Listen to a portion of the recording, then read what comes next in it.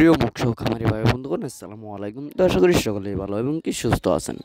তো বরাবরের মতো আপনাদের মাঝে আবারও একটি নতুন ভিডিও নিয়ে হাজির হলাম। তো আপনারা ভিডিওর স্ক্রিনে যে মাছগুলো লক্ষ্য করতে পারছেন, এগুলো হলো গিয়ে অরিজিনাল দেশি ট্যাংরা মাছের পোনা।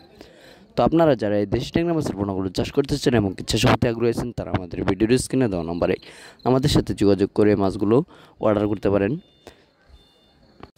এবং কি সারা বাংলাদেশে হোম ডেলিভারির মাধ্যমে অক্সিজেন প্যাকেট করে আমরা বিক্রি করে থাকি।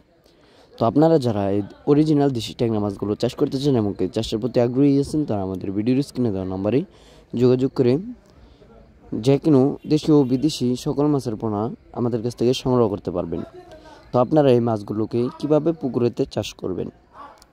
তো এই মাছগুলোকে পুকুরেতে চাষ করার প্রথম নিয়মটা হলো, আপনারা পুকুরের চারপাশের যত ময়লা আবর্জনা রয়েছে ওইগুলো পরিষ্কার করে নিতে হবে। তারপর পুকুরে যদি কাদামাটি বেশি হয়ে থাকে তাহলে ওর ফলে কিছু কাদামাটি কমিয়ে নিতে হবে। তারপর পুকুরে চুন, সার এবং কেয়ার অন্য অন্য মেডিসিন রয়েছে, যা আমাদের ভিডিওর স্ক্রিনে দেওয়া নম্বরে কল করে জেনে নিতে পারবেন।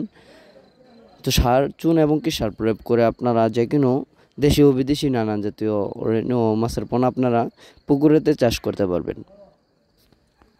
তো আপনারা যখন মাছের রেণু এবং কি পোনা মজুত করবেন, তখন দেখা গেল ভালো উন্নত মানের মাগুর থেকে তৈরি করা যে মাছের রেণু এবং কিপনাগুলো রয়েছে তা আপনারা সংগ্রহ করবেন। কারণ মাগুরটা যদি বড় থাকে, তাহলে দেখা গেল ওর থেকে যে মাছগুলো সংগ্রহ করা হবে ওই মাছগুলোও দ্রুত বাড়বে।